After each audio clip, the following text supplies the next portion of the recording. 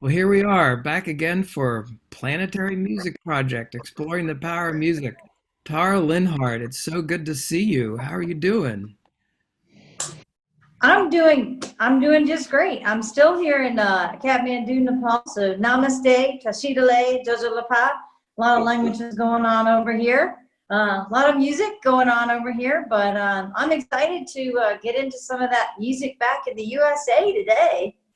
Wow, yeah, looking forward to it. I mean, I remember we were together really for with your arts, culture, music tour in Nepal for 2 weeks almost, and had a great time. I took this picture. I still want to get there and get back. You're there, and I'm not.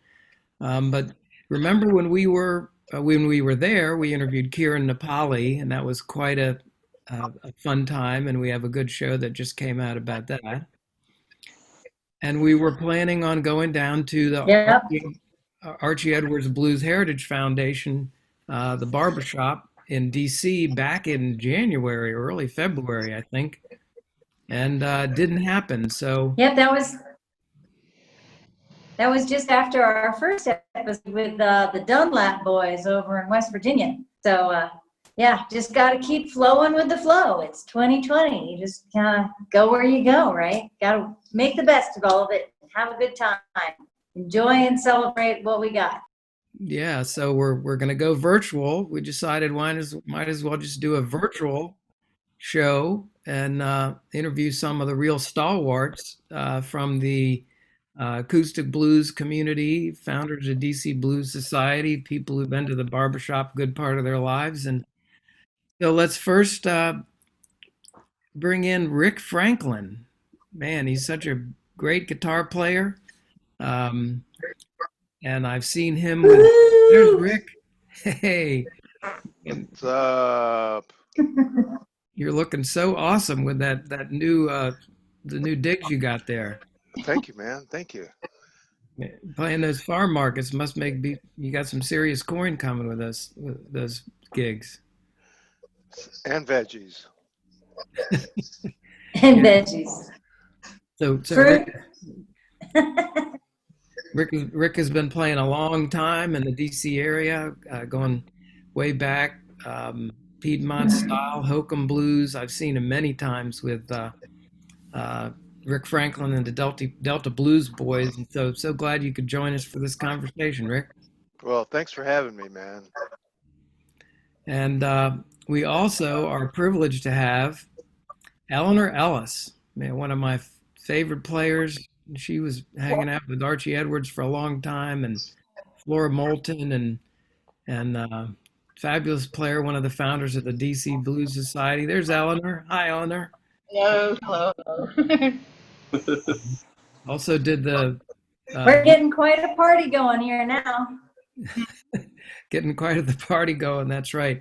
I remember seeing Eleanor's video that she did, her documentary. It's kind of like Tara did, Blues House Party with some of the old great players. And you're right there at the barbershop, aren't you, Eleanor?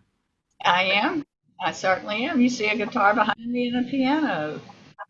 And you'll see more of the barbershop as we go along. Some pictures from the barbershop.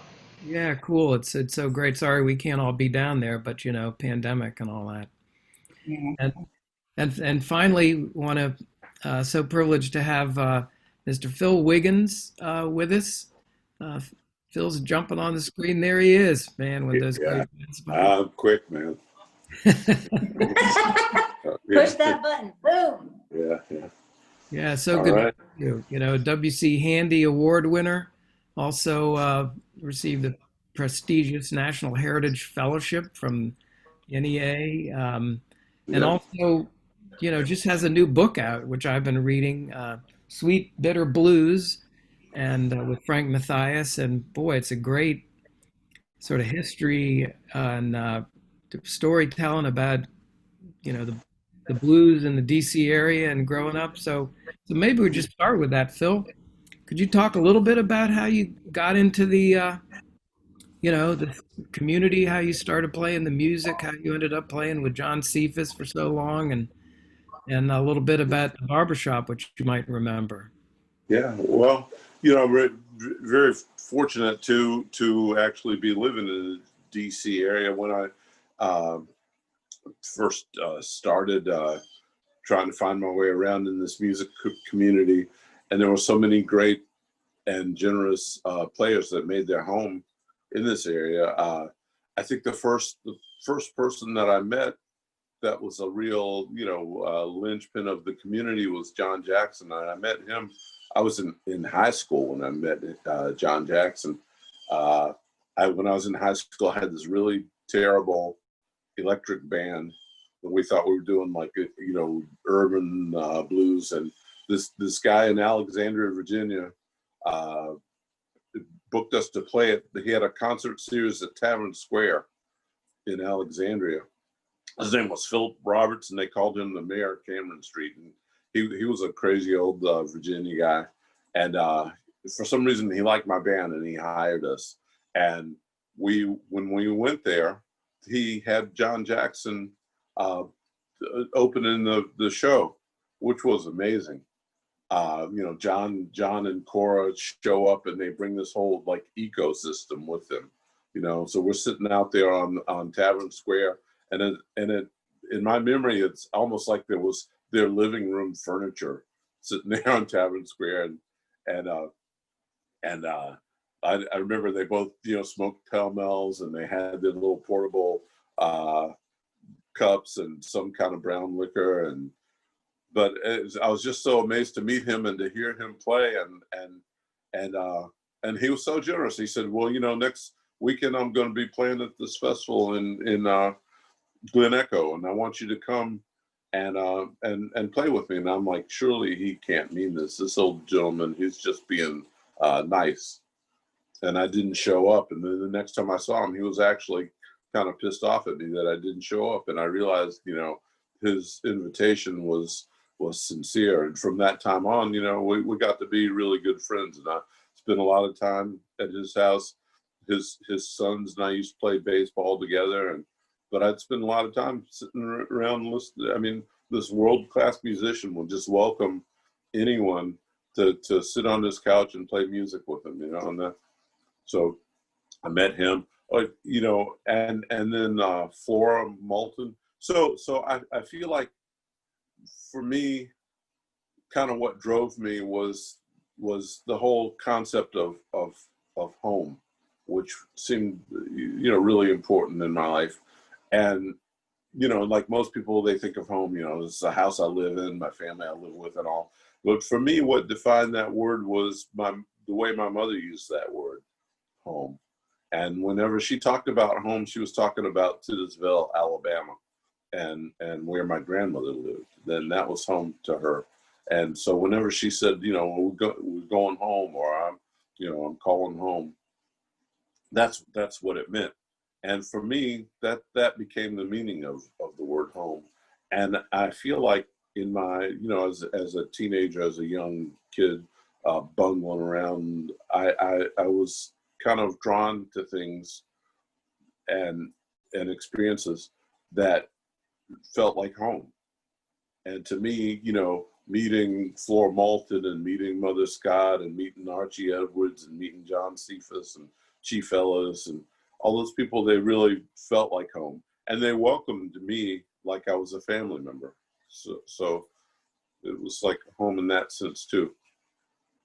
And so I guess that's how I kind of got going. I mentioned Mother Scott. I believe I happened to wind up at the Child Herald in the afternoon that she was there celebrating her 80th birthday, and I'm pretty sure that was when I first met Archie Edwards, because he was there at her birthday party. And I got to meet him, and he was, really excited. I mean, the cool thing, all of them, they were really excited to meet a young person that was interested in what they were doing. And they were they were really anxious to share it with me and to teach me as much as they could. And Archie, I mean, he was very enthusiastic. We went around quite a bit together, playing music and getting into trouble. I'm not going to talk about the trouble, but wound up at his barbershop.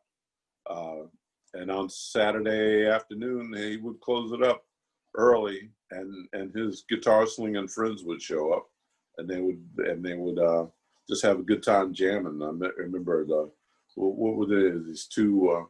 I want to say they were twins. Say it again, Eleanor. Gaines brothers. The Haynes brothers, yeah, Gaines. yeah, and they were bad. I mean, quiet as it's kept. They were some wicked guitar players. Of course, Archie ruled the roost, but and so that's how I got into this whole amazing community. One thing that got me very excited, instead of being a dabbler, I had been a dabbler with music as a kid. And I think in a similar way, maybe, when I started going to bluegrass festivals was where I started feeling that family thing that you were talking about, where really great older musicians were showing me things and playing with me. And just even, I know some of you teach, I know Eleanor teaches in different, but I try to encourage them to try to experience these places. Because if you just sit at home and you're learning from a book, or you're just learning notes, it doesn't fill your soul and your heart with the music, like you were saying, playing with John Jackson, or and I remember seeing him when I was a kid, actually, and you could just feel the magic of the music that comes through when people are together in that sense of community and sharing and playing and welcoming you as a member of this family, which pulls you into the music, makes you practice, and makes you want to stay a part of the music. So I'll let you answer that. Yeah, I guess for me, I mean, the idea of practice, I didn't really feel like that. I mean, for me, it was more just like playing with these people, celebrating with them. It's funny because and all these amazing people that I've gotten to meet in my life, actually, when I first met them and was playing music with them and learning from them, I didn't realize, what amazing like icons that they are of our music. I just thought they were just really great people that played great music, and I wanted to play with them. And it wasn't until years later that, listening to some of the recordings and all, and realizing, wow, I am actually playing with like Johnny Shines or Henry Townsend, people that knew like Robert Johnson and traveled around, I'm like, wow. And I mean, if I had sense enough to realize that, then I may have been even more like apprehensive or but instead I didn't know any better. I'm like, yeah, man, I'm gonna get my licks in. This is fun. I'm gonna just enjoy this. This feels like home. I'm home. They threw me in the briar patch, and but the main thing that I got from those folks though was their amazing generosity and humility. I mean, just human, and they were all so happy that young people would be interested and want to learn what they were doing, that they really valued what they were doing. Because I mean, as John Cephas would say, when he was coming up, they didn't really value the music in that sense. They thought, I mean, they thought of it as like low life. It was just what they did for fun, and they I mean, he would often say, that's what we did because we couldn't go anywhere, so it's kind of like, this is just what we're stuck with. But to me, it's like, no, this is amazing. This is beautiful. This has got value. This, and his parents, were religious, and we don't want you hanging around those blues players, But then but on Saturday night, boy, they would be letting their hair down and having a good time, and then sitting up in church on Sunday, like, like butter would melt in their mouth. But I'm like, yeah, but I was there last night. So I'll shut up and let somebody else get in there. Rick and Eleanor, it's great to see you. Yeah, it's good to see you too, even though it's just, when I do these kind of things, I kind of feel like I've been there with people, and then I realize, no, you, Yeah, you're all by yourself. yeah, But it is yeah, to see you and hear you. yeah. So, All Eleanor, right. how did you were from Louisiana, and I know you came up to the DC area. You used to play bluegrass. How did you get into this community? You knew some of the same great players that Phil did. You spent a lot of time with them, that Phil and Rick did. How did this happen for you? I got into the whole bluegrass thing because uh, I got up here with playing bass with a band that I played with Dr. Bill Malone and the Hill Country Ramblers, and our dobro player Jim Huey um, got us a gig up here because his friend hadn't seen him in a long time. So I drove up here with my bass in the car and a few clothes, and we played a festival and played the Red Fox, and um, actually our banjo player couldn't make it, so this kid named Bela Fleck sat in with us. Kid, huh? Wow. Wow. But anyway, so I ended up staying here. That's neither here nor there, although it's quite a story. But anyway, I was playing all over, doing all kinds of stuff, all kinds of music, whatever I liked. Basically, that's what did in New Orleans. I either played in the bluegrass band or I played solo, in the quarter or maybe uptown on something. So that's what I was doing here, and there were a lot of gigs at that time, a whole lot of gigs, and it was the year of the bicentennial. So the Smithsonian Festival was terrific. It had Yeah. people, and what happened was I kind of morphed into playing um, the music that I play out now. And part of it was because there were so many people here that were doing it that I began to meet, like John Jackson, like Archie, like Flora Moulton, all of those people. So I kind of, veered in that direction, even though I like all kinds of music. I can't play all of it though. So that's a big one right there. And I first met John Jackson. A friend and I were at one of the festivals. I forget which one. It might have been the National Folk Festival. But John was having a picnic. Okay, so we went over there to tell him, oh, that was wonderful music. It was so neat, And he said he offered us some of his picnic. It was like, and that's how I first got to know John. And like Phil has said, he and all of these people I'm talking about were incredibly generous and open. And John would invite me to play on gigs, and so I might get up and do like a song or two. I wouldn't take over the whole gig, even at the Smithsonian Festival, which I think might not have pleased the people who put on the festival because I wasn't anybody. But I'd do it anyway. I'd get up and play my little song, and but that was John, and Archie was the same way. I met Archie when I was working at Food for Thought. I was either a hostess or a dishwasher, and a hostess took the people and seated them, and then they took everything off the table and gave it to the dishwasher. So it was a pass the hat thing, and I thought Archie was playing. I thought he shouldn't have to go around and pass the hat. So I said I would do it, and he asked me something like, "Well, do you play music?" And I said, "Well, I play a little." And he said, "That's what I wanted to hear." That's such a gesture. That's what I wanted to hear. But anyway, so I got to know Archie, and then later I realized that one of the best parts of the whole gig for Archie was passing the hat, because I can talk to everybody at every booth and every table. He loved that part of it. But anyway, I think I veered toward that kind of music because of the people that I met, and I think probably it's Rick's turn. I've been playing music since middle school. I started out playing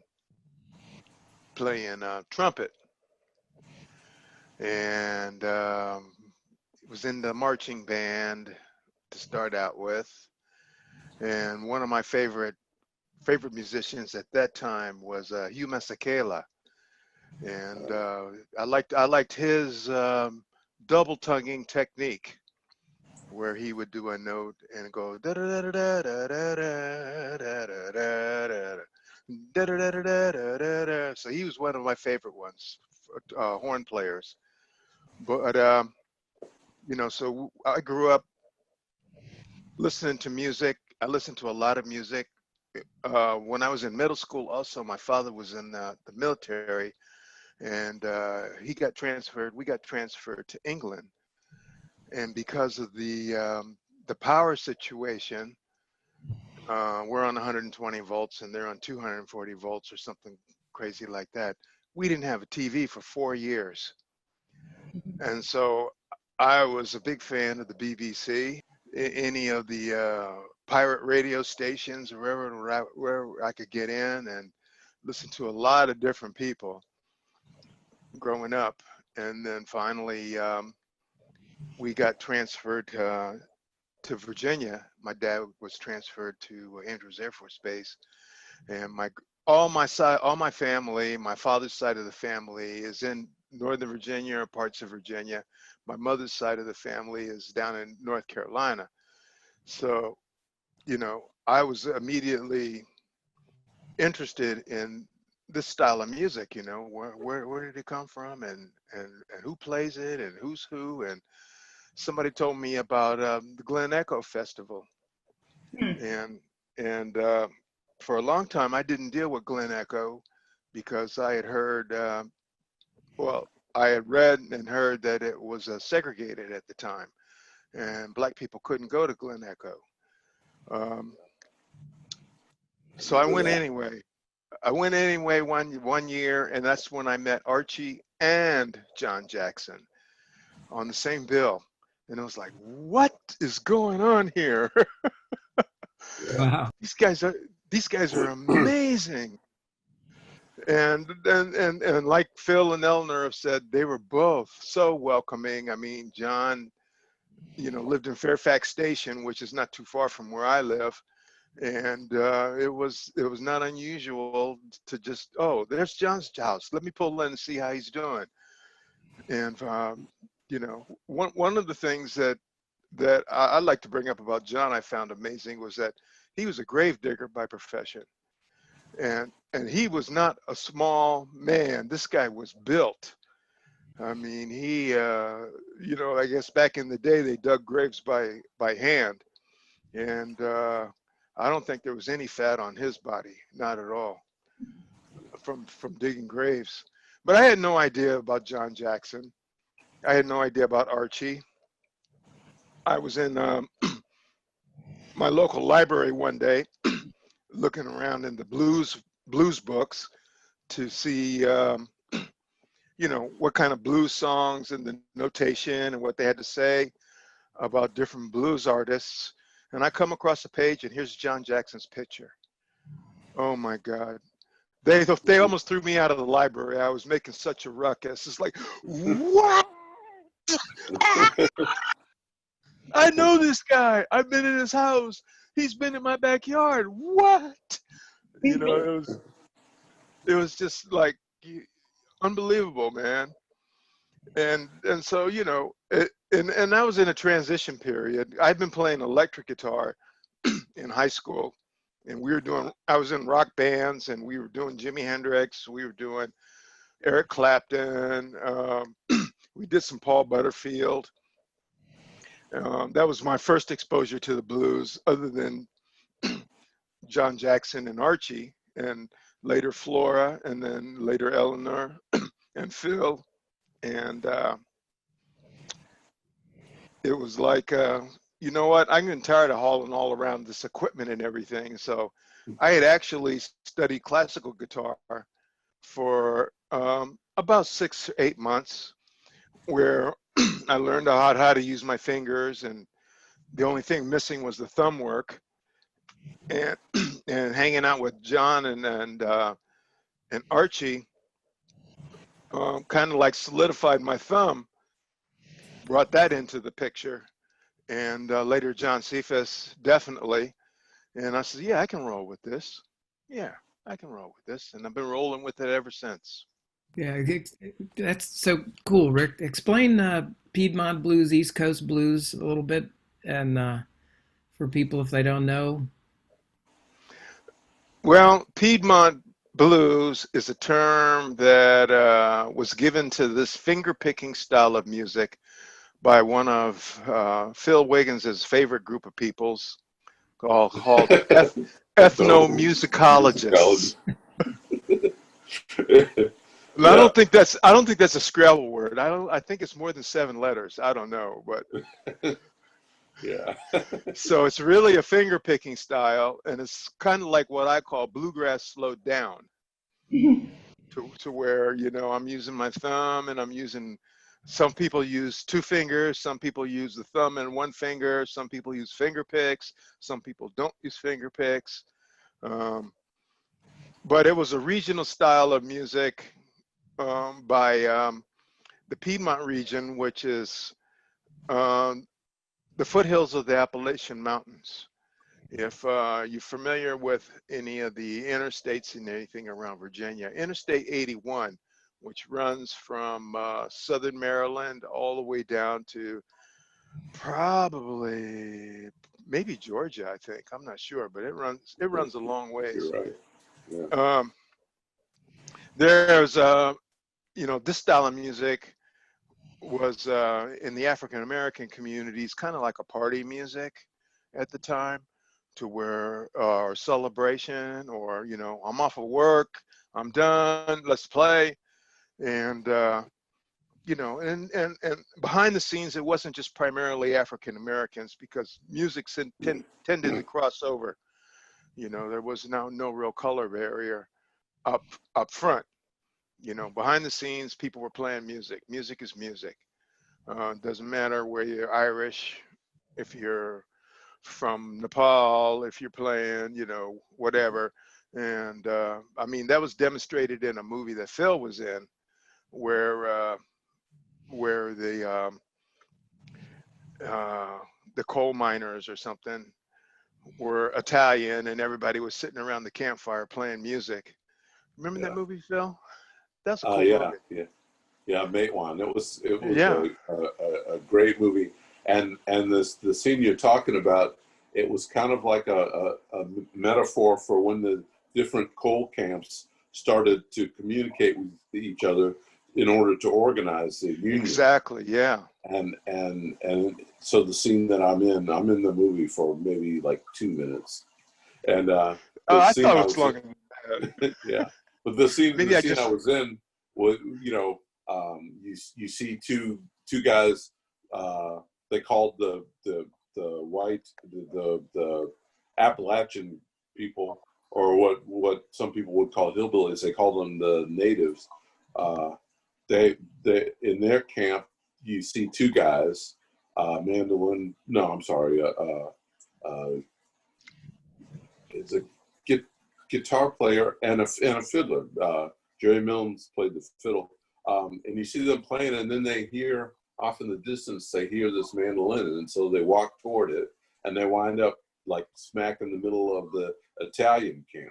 Yeah. And there's a, you know, Italian guy playing the mandolin, and they start playing together, and then you see me, I'm sitting off by myself, and I can hear all that in the way distance, and I start playing along, and then they stop and say, "What's that?"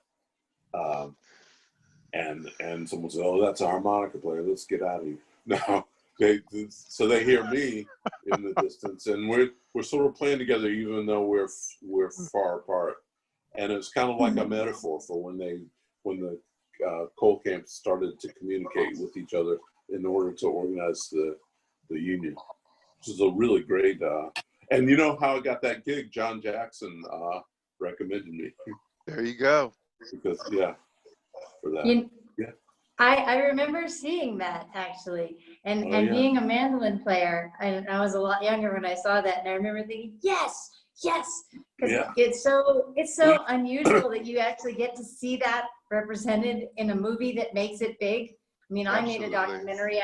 I saw Eleanor's documentary, you know, but like that was like on TV. It was like on Channel 5, you know, and there was like mandolins, and there were all these different cultures. And Yeah. one thing that Jefferson and I have definitely been hearing that you guys are all saying, which is fantastic, is whether it's, you know, bluegrass players in West Virginia, you know, poly-traditional musicians. One thing that I thought Rick, I think, said was interesting is you don't have all the heavy equipment.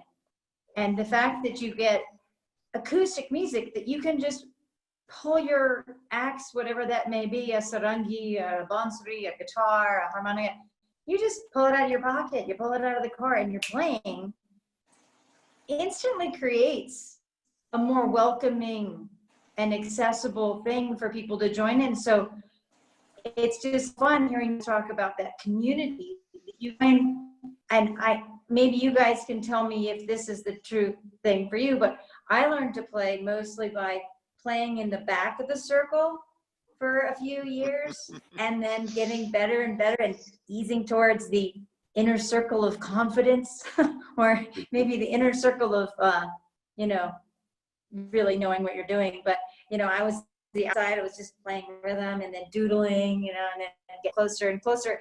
But the fact that I kind of respected the people that had been doing it longer, I respected their skill. I didn't want to mess them up. But as I got better and better, they'd be like, go on, come on. And I'd be like, you know, trying to, was it the same for you? Do you guys have that outer circle of competence or confidence than you guys worked in as you started being more secure in your soloing or your singing or something? How was the joining in on that? Well, for Well, me, go ahead, Rick. well, for me, it was a term that some people use called jam etiquette. And jam etiquette is, you know, I was very respectful and very pleased to be in the presence of some of these people. It was just amazing to sit in the same room and you've got Archie and you've got John Jackson and you got Flora Moulton. And then I got all my new friends, Eleanor and Phil and Mike Baytop and other guys, you know, coming along to where it just kind of like gave me some confidence to say, okay, well, I'm going to try this. Let me see if I can do this blind Blake lick. And let me show off here a little bit, you know, and then, you know, everybody going, yeah, yeah, they're nodding their heads up and down instead of nodding their heads this way, you know. Yeah. Sort of Well, thing. you both had a lot more sense than I had. I was, you know, I wasn't on the outer ring of the circle. I was like right in the center in the front, and people were saying, "Slow down, don't play so much. Wait, you're playing over the singer. Shut up." And that's basically, you know, I had to be reined in more so than encouraged. I guess I shouldn't be saying that, but No, you said it, but Phil. it's true. But Yeah, it you is true. It's recorded now, man. But yeah, I was just, you know, just there, and of course, you know, I guess over the years I've learned, well, you know, I mean, the idea is to play well together, not to you know, be the center of attention. Which, you know, of course, those guys, I mean, they all knew that, and that's how I learned that, you know. But I learned it more from like you know, stop doing that more so than do that more. Eleanor, how was it for you? You know, coming into this situation, the you know really this black community in D.C. and meeting all these folks, and um, what did that mean to you being hanging out with these guys and with Flora, who's played on the street corner for years and years, and what was the power of that community? Well, let's see. Basically, I met this person, that person, the other person, some people who were older, some people like Rick, and then Rick was also playing with Neil Harp at the time, so met Neil, who was a great player, and Phil, and so on, and basically it was just really a welcoming bunch of people, and nice, you know, uh, they weren't threatened by me, so I got chances to play. No, well, but they weren't, and they shouldn't have been. If they had been, something would have been very wrong. But anyway, when I started playing with Flora Moulton, that was an interesting experience because I met her at a festival at not Glen Echo, at Oxon Hill Farm, which a guy named Myron Samuels had put on for several years. Myron was a wonderful person and a real friend of the music, and played hard himself. And he asked me if I would give a ride to Flora and her harmonica player, who was Larry Wise. So I said, "Oh, sure, okay, that's fine." So so I gave him a ride. I did my set solo. Flora and Larry did theirs. That Roy Dunn from Atlanta was there with the barbecue boys, and let's see, Phil and yeah, y'all were there, Yeah. and John Jackson was there. Anyway, on the way home, Flora had a music partner named Ed Morris, who'd passed away a couple of years before, and she said, "Would you ask me if I would like to, play guitar with her?" And I thought, well, I don't know, maybe I'll try. It sounds kind of fun. Because I really hadn't accompanied another person on guitar. Like would have no, I wouldn't be singing or doing anything. I'd be accompanying another person. So we tried. She gave me some tapes that she and Ed had used for practice, and I learned some of his arrangements and what some of her songs. And so I went over to her house. The first time I went over to her house to practice or see what would happen, I felt pretty good about it. I thought I'd pretty learned, pretty well. So, so we start, right, and we start out together, and then I am going strictly like metronomically, kind of, as much as I do, which is not a lot, but it was more than Flora, because Flora would change her. She'd make the change whenever she felt like it, and all of a sudden I realized, oh dear, I'm way ahead of Flora. We're not the same thing at all.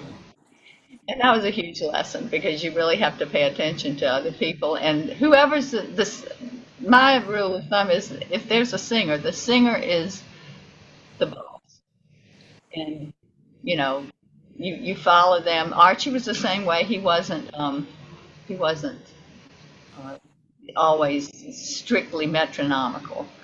I don't think anybody was who learned like from other people and got their practice from parties and gatherings, and it's just, it's like Tara was saying, if you learn from a book, that's one thing. If you learn by experience, it's kind of another. So so I got to know Flora, and I got to have more sense and figure out how to accompany her, and we had all kinds of adventures, um, Yeah. and John Jackson, was I consider he and his wife Carly were good friends, and I would go sometimes. I'd go over to John's, and he would show me things. Now I couldn't do them because I couldn't, it was like he was doing all these complicated things, and but um, I learned the gist of some things. I did not learn everything John had to teach, and his little granddaughter Nisi would be there, and whenever he was doing his breaks, which were pretty complicated, she would be singing along note for note. I don't know where she is, or now she's a totally grown woman by now, but it'd be interesting to know if she took up the guitar because she was really good at that. I didn't get into harmonica really until I was in my early 40s, and something happened, and I started going to DC Blues Society things and getting up and going, oh, you mean there are different keys to these harmonicas? And I think I met Yeah. Miles Spicer, and Miles said, you got to come to the barbershop. And I went there a couple times when Archie was still alive. David Harris was down there too. And then after he passed, everybody was sitting around saying, what do we do to keep this going? And, it is an amazing community. I always was welcomed. I was just kind of this sort of privileged white guy from, Chevy Chase. And here I am sitting down there, but learning so much and learning about music and the community. And it's one thing, let me ask Rick, because I know you mentioned this one time to me that, at the time it was kind of a safe space, Archie's barbershop for black men and whatever to be able to have some time together and Mhm. can you talk Yeah. about that a little bit? Well, when I first started going to the barber shop, I met all of Archie's his friends and stuff. They would come by. I mean, it's well known and well documented that around 1 o'clock on Saturday afternoons, he would close up the barber shop and people would jam until, I don't know, sometimes 6, sometimes when the moonshine ran out, um, they would hang out, talk trash, play music, tell jokes, and it was a whole the social aspect of it was part of the whole deal, which is kind of the history of barbershops in general. I mean, if you look at some of the movies and stuff that have been made about barbershops in the African American community, it was always kind of like a space where groups of African Americans could congregate. And the beauty shops were the same way. And I mean, you didn't have to worry about the police coming in and kicking in the door or anything like that. I mean, it was a safe space at the time. Um, and I was kind of like on the tail end of that whole thing because it had been going on for a few generations, from what I understand. Yeah. So, it was enlightening to me because the only real barbershops that I'd ever been to were either on the military base or places like the hair cuttery, which is nowhere near the same as, Yeah. you know. Yeah. Because in the black community, I mean, the barbershops are still, there are barbershops that are still like that. Where Yep. there's a couple of barbers that like are just holding forth and they chew over everything. They solve all the ills of the world and work, politics and sports and Yep. a lot of different subjects, some of which I won't even mention because we're being taped. But they were, I mean, they still are a good meeting place and clearinghouse for ideas to this day. Yeah, and Phil, you mentioned in your book, you said the blues didn't happen because of slavery and Jim Crow, but in spite of it. And I thought that was pretty meaningful. What did you mean by Yeah. that? Well, I always felt like, well, for one thing, in African culture, in the different countries in Africa, different nations in Africa, people, have now and did have their own ideas about, what's beautiful, they have their own artistic sensibilities and whatnot. And of course they weren't, when they were abducted from the continent of Africa and brought to North America, they were not able to bring any of their possessions with them, but they did bring their sense of creativity, their sense of what's beautiful, their sense of like the music sense, for example. In African culture, music is part of life. I mean, there's music for every occasion. There's music for deaths. There's music for weddings. There's music for births.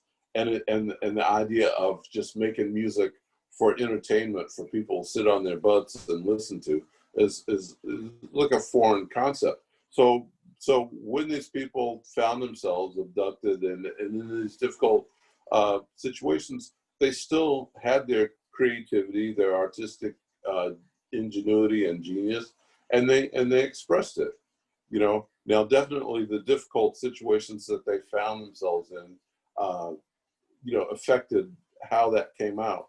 But I don't feel like if you're abducted from your home and treated like livestock, that's going to make you feel like singing. I just don't buy it. And also, you know, I don't feel like people like gave that power over to anyone else. You know, we're gonna whip you, and then you're gonna want to sing because we whipped you. That just doesn't even make sense. So I guess we should show people a little bit about the barbershop. We got some pictures that we're going to be showing during this. You know, the Archie's old, I think his coat is hanging on the coat rack, and his barber chair is right there. Nobody gets to sit in that barber chair now, Eleanor, do they? We try to keep them out. Yeah, there's like a little museum there. I remember always being very intrigued with the note, the handwritten note from Mississippi John Hurt that was there. He was a friend of Archie's, and that old deer head was still there. That's from the original barbershop, right? It's been it's original barbershop to the one in Riverdale to this one. That deer has traveled a lot, more than he did when he was alive, I think. Yeah. Really? Well, you know, yeah. Yeah. And well, after Archie passed on, it was quite a long time before I wound up going back to the barbershop. You know, I had heard that these folks had made the heritage thing, and I you know, I've been there maybe once or twice, but I remember when I was I think it was my 50th birthday, and I think by then the barbershop was at its second location, and I thought, well, you know, I want to spend my birthday making music with my friends, and so I went, and I was really struck and impressed by how well they had captured the feel of the original barbershop. You know, I was just really happy to see that. I mean, because it felt like, you know, a lot like it did when I was there with Archie, and again, you know, like we keep saying, you know, how generous all these folks were. Well, the cool thing is that they pass that on to the younger generation. I mean, you people like Michael Baytop and Eleanor and Rick, and you know, Yes. they carried that same attitude about making music and sharing music on. I mean, the barbershop takes all comers. Every level of ability is welcome, and I think that's a carryover from, you know, from Archie. Yeah, Tara.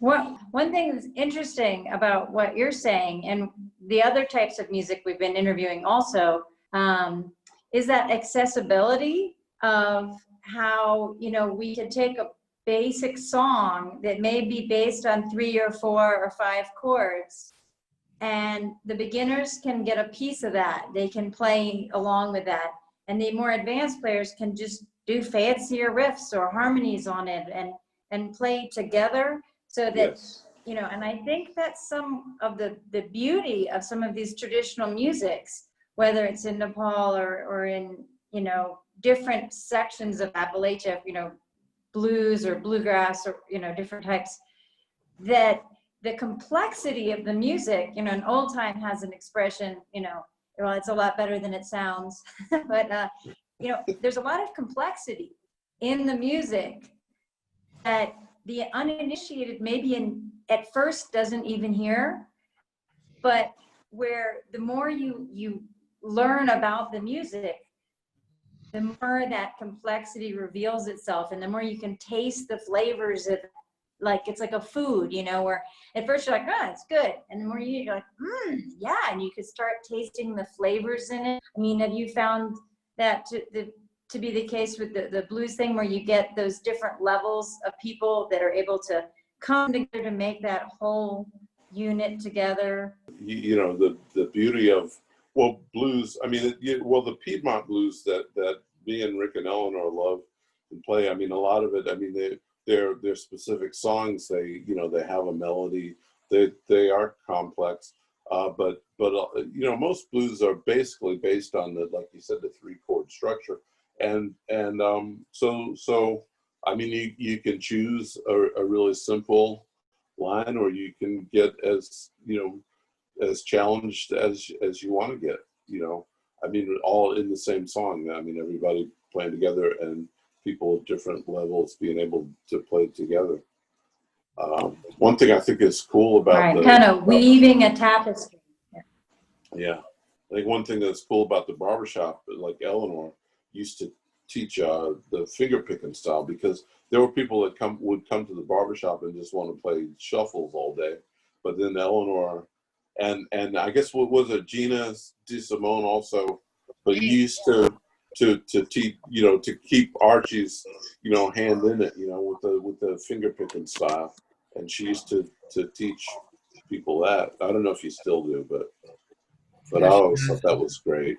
And Miles does too. Well, speaking of music, we should play some. We can't all get together and play now, but we're gonna show some videos of you guys playing, and cool. So check this out, everyone.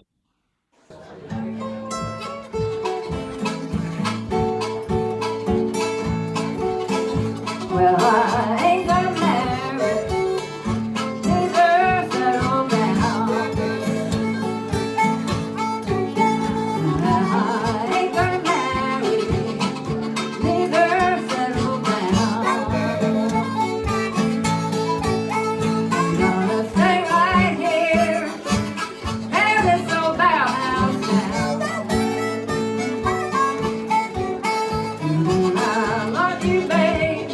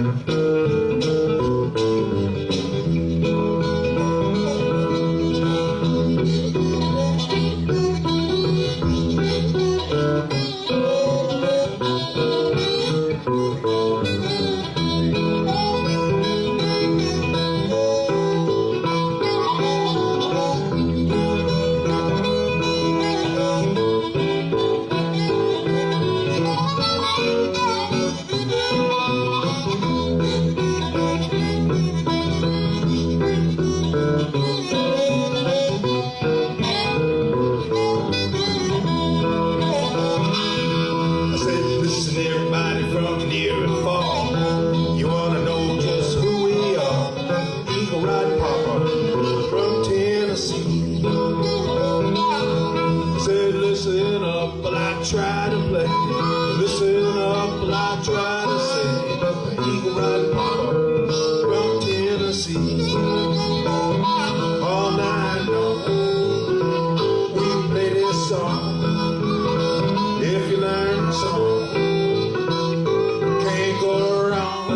And how we'll make you loose, we'll make you tight, make you shake till broad daylight. Eagle riding papa from Tennessee.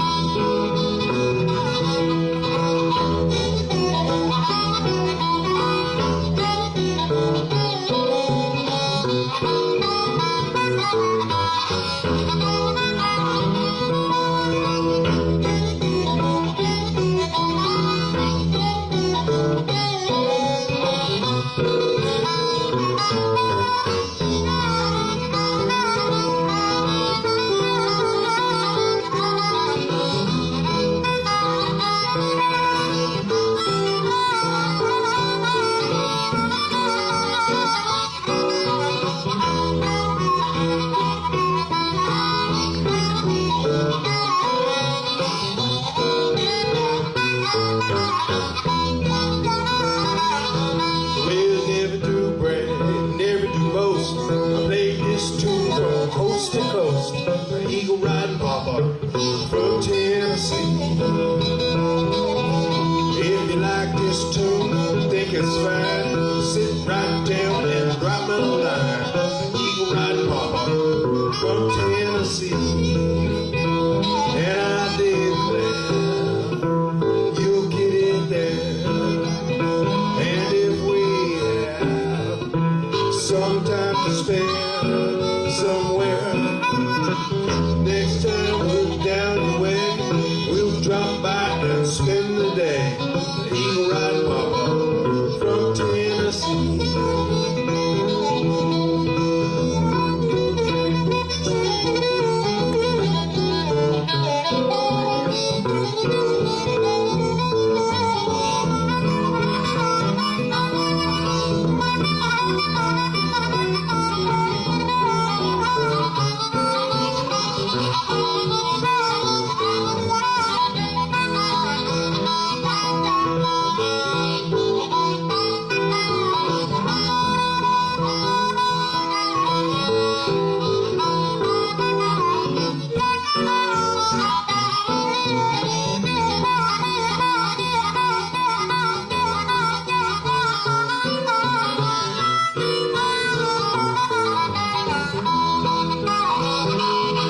Well, some folks wanna know what we got. We got good hokum and we sell it hot. The eagle riding papa from Tennessee. The way we ain't good looking, we don't dress fine, but the way we whip it, it's a hand grind. The eagle riding papa from Tennessee. If you see me stealing, don't you tell on me. Just going back to my used to be, and how we never have one gal at a time, always have 7, 8, or 9. The eagle riding papa from Tennessee. Take it on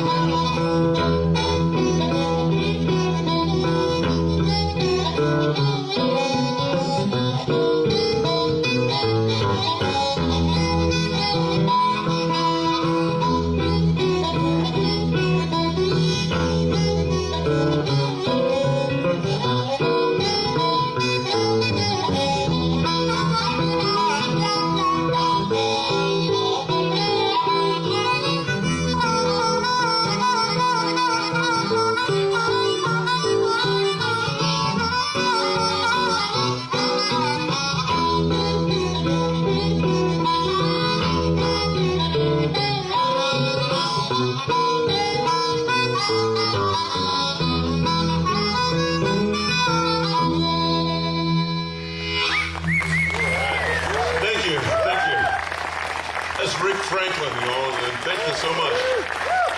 Mr. Phil Wiggins right there. Oh man, that was so great. You guys are really rocking. Phil, your harmonica just kills me every time. I don't know how you can how you can do that. And just the finger picking that you guys do, I try to emulate that. I love that Yeah, style of music. Uh, yeah. I have something to say. All I want to right. talk about the barbershop. You can put it wherever you want. Basically, when Archie passed away, there were probably there was me and Mike Baytop, and then Neil Harp and Kevin Canning, and then Miles. But Neil and Kevin, Kevin came because of Archie, and he had a lot of things to do, so he kind of faded off. And Neil lived in Annapolis, so he wasn't there all that much. So it ended up with basically three people, and that was me and Baytop and Miles Spicer. And the barbershop, fortunately, the rent was really cheap. I think it was 50 a month. It might have been 100, but I think it was 50. So we were able to pitch in, a few dollars and keep it going, keep the rent going. And it was owned by an older woman who, I think she just kind of, obviously didn't need a lot of money, but she just would, let Archie be there, and he'd been there since 1959. So, and I don't think the rent had been raised since 1959. But anyway, so we kept it open, but it was really difficult for three people to do the things we wanted to do. And people kept coming in when we needed them. I wanted to say this.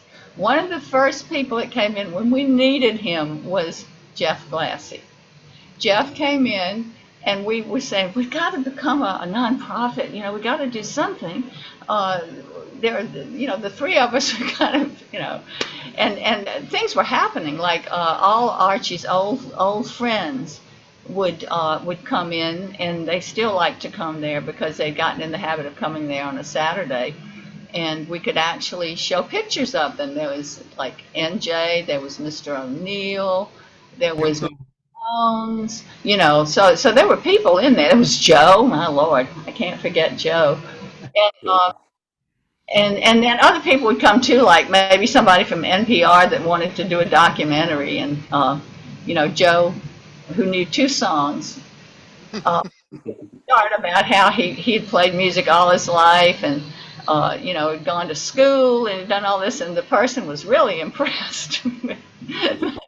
But it was a fun time. But then Jeff Glassie comes in with the harmonica, I think, and he was able to get us to be a nonprofit. I mean, it was just like, and then there was a huge big picture window at the front, and the blinds were like, falling apart. And, for a huge big picture window to get blinds, I mean, that's not an easy thing to do. This couple came in, they had a store where they sold blinds, and they got us some blinds and put them up, and we never saw them again.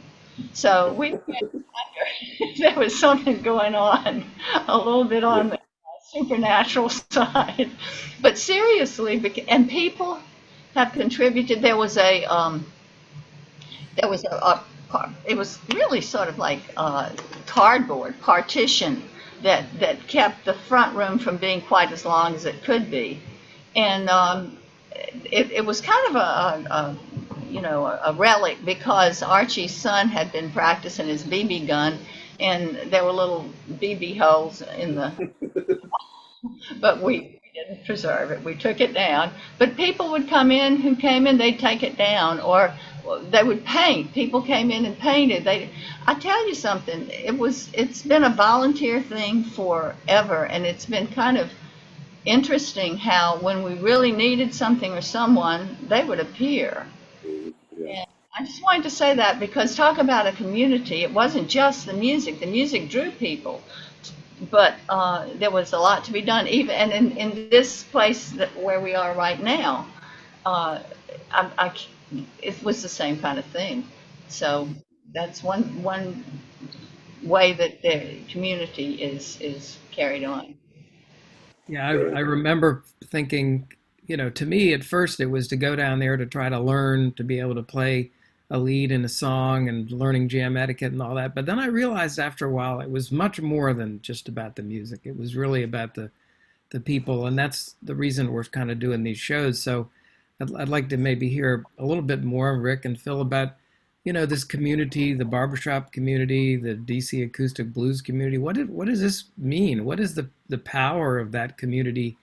What does it mean for us? What can it mean for other people? What can we do to promote understanding of musical communities to help make things better in this crazy world? You got any thoughts about that?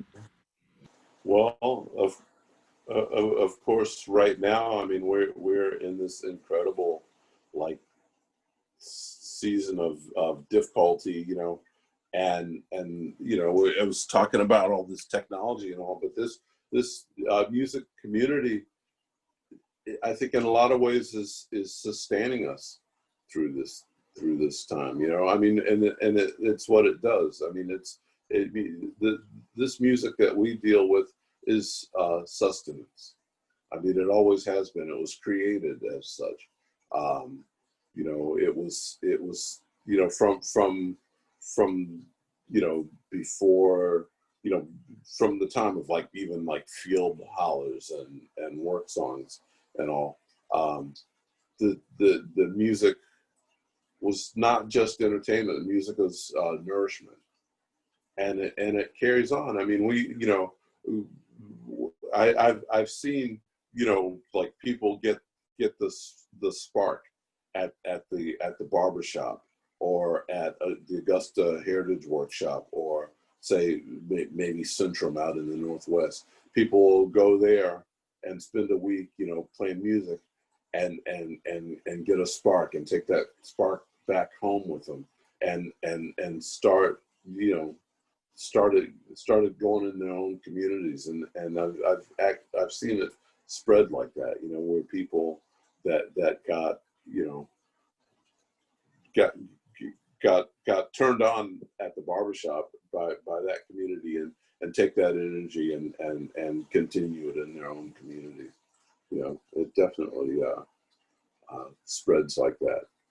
And like I say, I mean, to me, it's a tribute to those folks that, I mean, most of them are gone now. Archie, John, Chief, Flora, Mother Scott, even like Howard Armstrong, Ted Bogan. I mean, you name them, and they're all gone. But there are people, the flame keepers that are carrying it on. Rick, Like your Yeah, thoughts? Rick. yeah, I agree totally. And we're pretty blessed to be in a community where not only do we have a lot of international folks, um, we have the ability in the neighborhoods and stuff to, like, play farmers markets. Farmers markets have music, so you've got all kinds of people coming through, a couple thousand people sometimes on a weekend come through. Or you've got open mics. Like, when I first started playing, one of the first things I started playing at was open mics, and that's how I met Neil Harp, and Mary Chapin Carpenter used to host one over near American University at a place called Grant's Tomb back in the day, and Reuben Musgrave and all of these kind of folks. So it was like, not only was I just exposed to the blues community, the acoustic blues community, but all kinds of music, all kinds of great musicians, people from all over the place. So I don't know. I think it's like being in the right place at the right time is kind of helpful. And I feel, even though we're sheltering place right now and aging in place right now, that people are trying to continue playing the music. We'll use different platforms and whatever to get the music out there. This past weekend, I saw Phil, and I saw Eleanor, and I saw Guy Davis, and everybody was online, and they were picking and grinning and having fun, and sounding good, I have to say. You play music. You also play music with people. Used to. play music with people. And when you meet people and when you get to know them and when you're playing music with them, at least at a community like the Barbershop, you don't know what they do for a living. We've had a minister, preacher, whatever, who plays blues. We have had a judge, and let me think what else. Anyway, oh, and what did Jim Land do? I don't know what he did, but he did something with the government, and He Mr. worked for the FCC. Thank you. Okay, well, what he used to do on his lunch hour, Jim is very creative, and he got into playing the bone, like Mr. Bones did, and on his lunch hour, he would sit at the lunch table, sanding bones, and you can just imagine the sawdust. He said nobody would sit by him because he was. But examples of the people that we've had, but nobody would know what they did. I mean, after a while, we might find out. But all you met them on was as person to person, musician to musician. And because of that, I don't know what a lot of people's even politics. I mean, nowadays, that's a very sore subject. It could start all kinds of horrible things. But because you meet them as a person, not as what they do, not as what they believe or any of that stuff. You meet them as a person, you get to know them as a person, and you're playing music with them, you're sharing something very important and very neat. And so, if you find out they don't agree with you on something, you don't cut them off and, never, because they're your friend. And so you communicate, you still communicate. And I think that's a big plus that music has, which is more than just playing. You really establish a community. And I think the barbershop is a very good venue for doing that. Yeah. Always want to this. Yeah, that's a great point. It's the great equalizer. Yeah, the great equalizer. So, Tara, you haven't been down the barbershop. We'll get down there one day. You got any thoughts I'm about looking that? forward to it.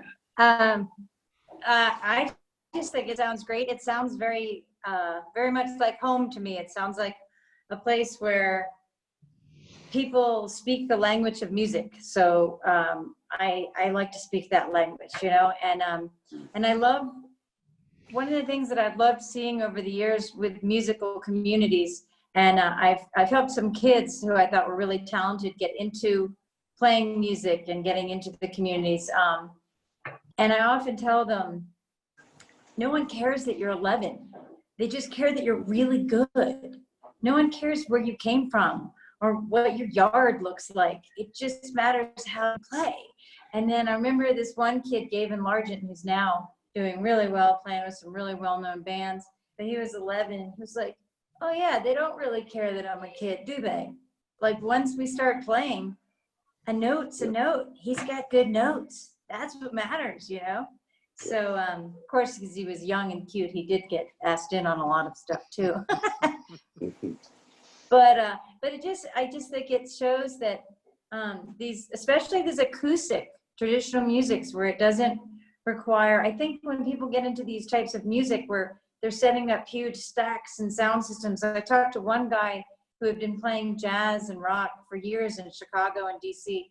And then he discovered, coming down to bluegrass festivals, he's like, it would take us half an hour to set up to play a song together. So we didn't just get together and play for fun.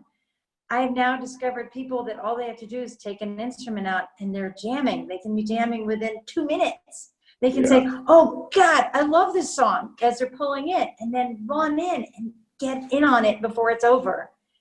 Anyway, I'm really excited to make it, to jam with all of you guys and to check out this legendary barbershop and just to get us all playing music together. We could stand 6 feet apart and wear a mask or whatever it takes, but let's just jam. Let's keep the music alive, This has been good experience here.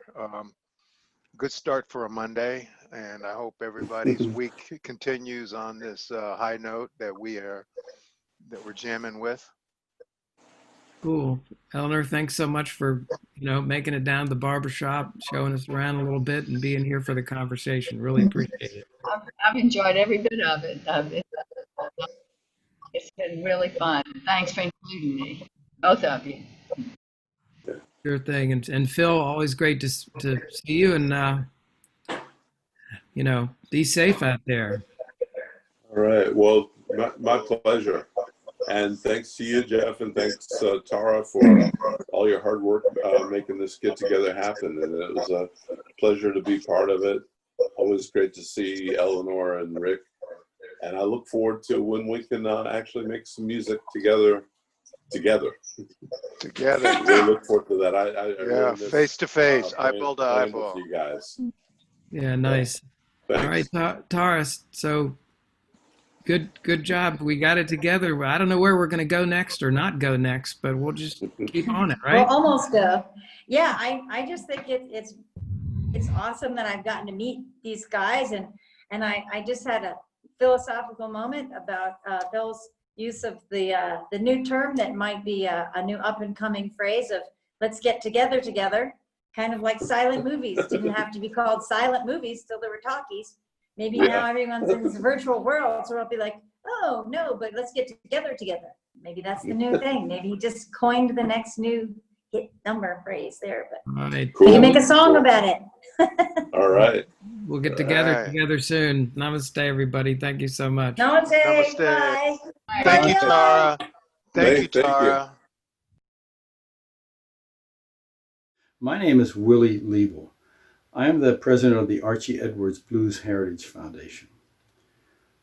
Let me explain a little bit about what we do and who we are and where we're at and what our goals are. And the best thing to do is just let you know what our mission is. Our mission is that we are dedicated to preserving the memory of Archie Edwards and carrying on his mission of keeping alive acoustic and Piedmont blues through tradition, education, and community. We do this in a number of ways. The first thing we want to do is just keep the barbershop open. And that actually happened years and years ago. As you know, in 1998, when Archie passed, a foundation was formed.